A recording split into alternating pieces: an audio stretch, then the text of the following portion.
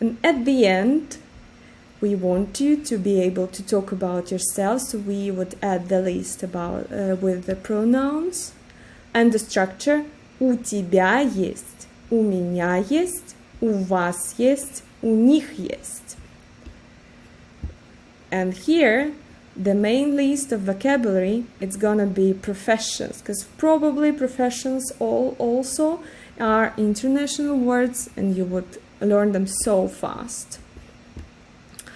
And here you could listen to the video and tell about those people on the video and make a presentation about yourself. So if you have any question, we would like to hear them from you. Please ask us and sign up for our Speak Russian marathon in the beginning. Bye!